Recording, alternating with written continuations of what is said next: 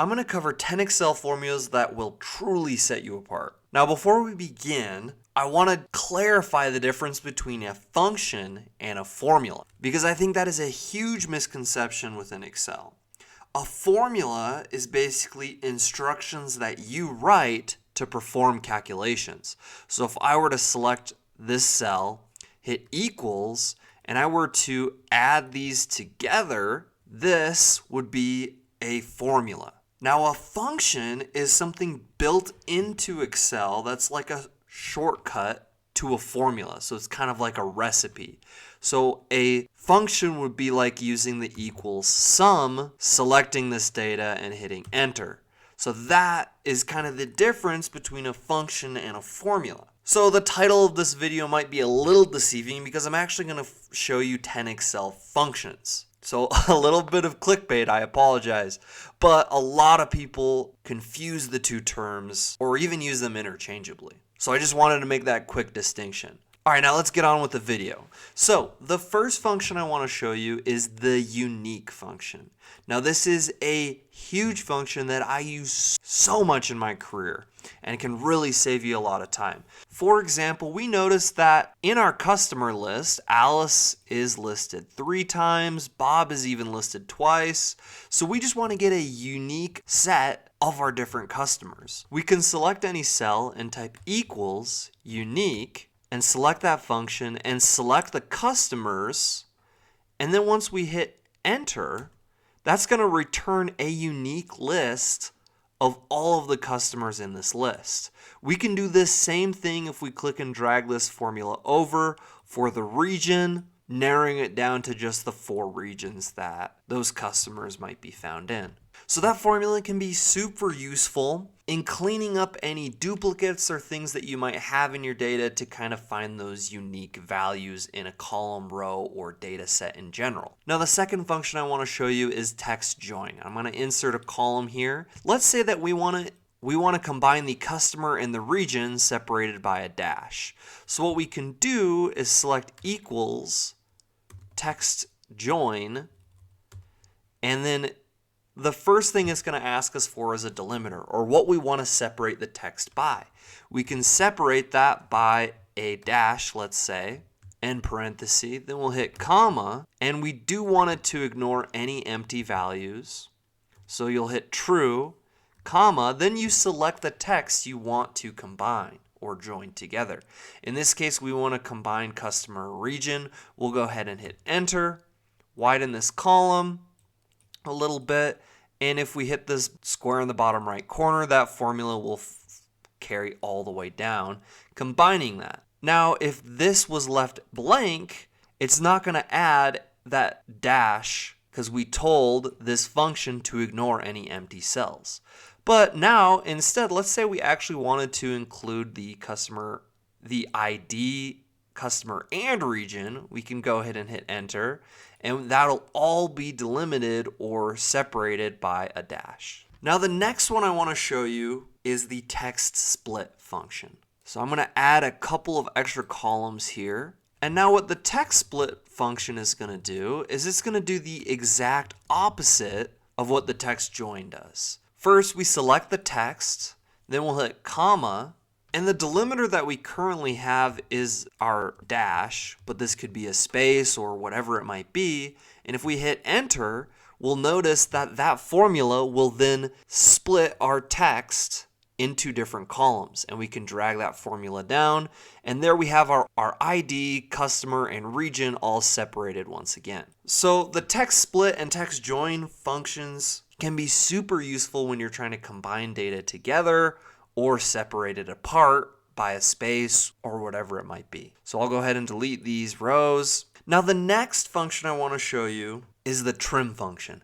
I can't tell you how useful this can be, because when you're downloading large sets of data from maybe a CSV file or whatever, sometimes it doesn't copy correctly into your worksheet or workbook, and it can create issues in formulas and data and things like that. We'll notice that a lot of these have spaces before the words, and we want to remove all those spaces because those could mess up a formula that we might be using And we just don't know how many spaces are in front. This could be 3 spaces, this could be 1 space, we just don't know.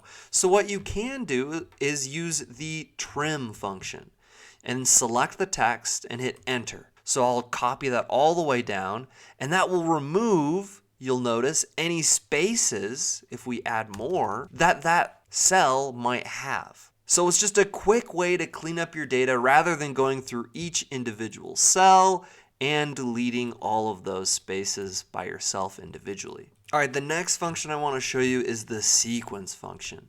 So basically what this will do is it will create a list of numbers for you. So for example, if I type 100 here and hit enter, it's going to give me a quick list 1 through 100. Now you might think that you might never use that because you could simply go like this and copy this all the way down and kind of do the same thing. However, this can be super useful when you're combining this into other formulas. So it's just a handy function to have to create a quick set of numbers in Excel. Number 6 is the sum ifs function. Now this one can come in super handy. It's just very nice to know and be able to use effectively. So obviously our data set here is not super big. It's just a very basic example.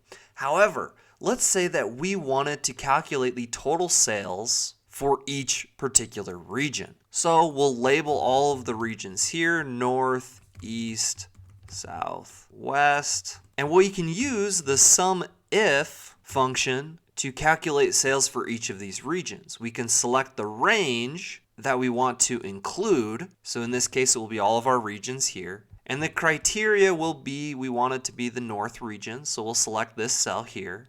And our sum range is going to be all of these here. So if one of these rows says north, it will add those cells together. We can go ahead and hit enter. And if we anchor or lock these cells by selecting FN, F4 or F4 on your keyboard to put a $sign in front of these ranges, if we do that, we can drag this across and we can get the total sales for each of the regions. Now you can also take this one step further by saying, hey, actually we just want to know the electronic sales for each of these regions. So what we can do is actually do a sum ifs function. We can select the sum range, which will be the sales here, and our criteria range, our first one will be the category of that product or sale. So in this case, it will be this range, and we'll want to lock that or anchor that, comma, the criteria will be this option here because we just want electronics, and we can lock that again. Our next criteria is we want it to be in that particular region. We can lock that, comma, the criteria will be this here. And once we hit enter, it will take all the sales that are only electronics. And we can copy that across and we can see the sales for each region by electronics. Now let's say we actually wanted to know furniture sales. If we change this to furniture, we can see all the furniture sales by region. So just a very handy way to calculate total sales, especially when you're dealing with large sets of data. All right, function number 7 that I want to show you is XLOOKUP. Now, lookup functions are super popular. You've probably used VLOOKUP or index match at some point in your life. So let's say that we want to search the sales number by searching the order ID. So if we type in the order ID, we will return the sales associated with that ID number. So we can do equals XLOOKUP. Our lookup value is going to be our order ID or whatever this cell is inputted to be. We're going to want to look that up in this column, our order ID column, and the return array is going to be sales because we want to display the sales associated with that order number, and hit enter. And that's going to return our sales number of 1200. So if we type in 1006, it should display 1300. So 1006, and that displays 1300.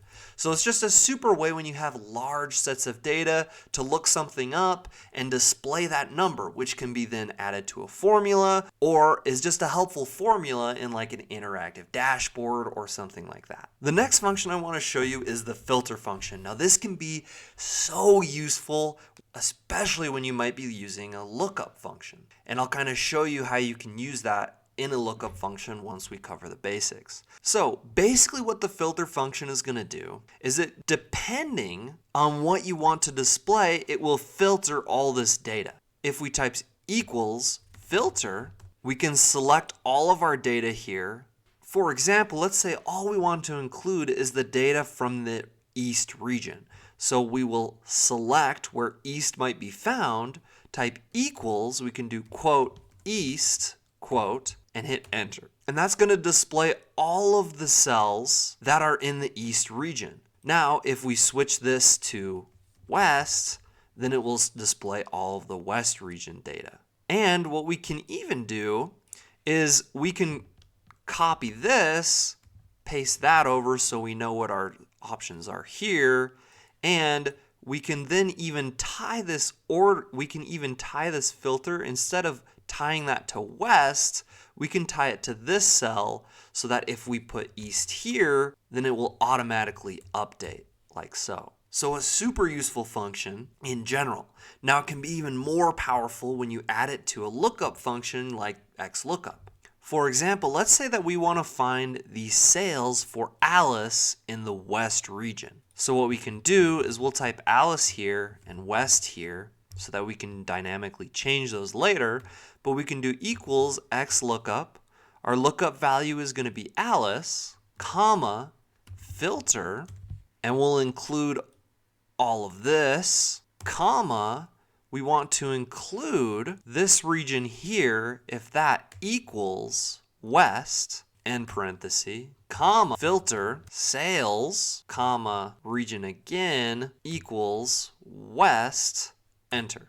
And then we'll go ahead and hit yes. And Alice is not found in the West region. So if we switch this to East, then it will display the 1200, as we can see here.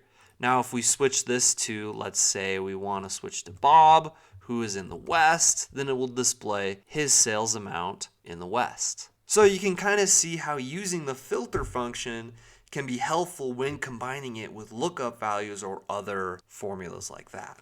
Now the next function I want to show you is the if error. So we know that our filter right here is just displaying everything, all the data in the West region.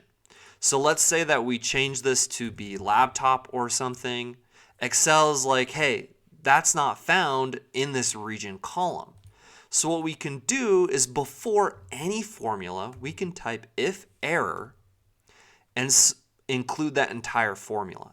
Then hit comma. If there's an error in that formula, we want to display not found, or we can type whatever we'd like. We can do a quote for a double space. In this case, we'll just type not found. So if there's an error in this formula, in these calculations, it will display not found, and we can hit enter. And we can see that laptop is not found in any of these regions. And you can do that for any formula. So it's just kind of nice to clean up formulas that might return some sort of calculation error, reference error, something like that. If an error is happening, you can tell Excel what you want it to display. So that can come in very handy to clean up your spreadsheets. All right, now we finally made it to the 10th Excel function that will truly set you apart, and that is the ifs function. Basically, the ifs function allows you to get rid of any nested ifs that you might need to create, just shrinking down the size of your formula and making it a lot more digestible. So I'll insert a column here to show this. So let's say that if sales are above $1,000, we want this column to display high. If between 500 and 1,000, we want it to display medium, and if it's below 500, we want it to display low. So what we can do is type the ifs, and our first logical test is going to be if this cell is greater than 1,000, then we want to display high. And if that's not true, we then want to then again look at that cell. If that's greater than 500, we want that to display medium, comma, and if that is less than 500, we want it to display low. And we can go ahead and hit enter and drag this all the way down. And we can see that instead of creating a long convoluted nested if statement, we can simply use the ifs. All right, there you have it. Those are 10 Excel functions that are really going to set you apart in your career. They're really helpful, and I can't tell you the amount of times that I've used all of these functions throughout my own career. And some might consider me to be pretty young. So thank you so much for watching. Please don't forget to subscribe and smash the like button before you go. Thank you, and just have such a great rest of your day.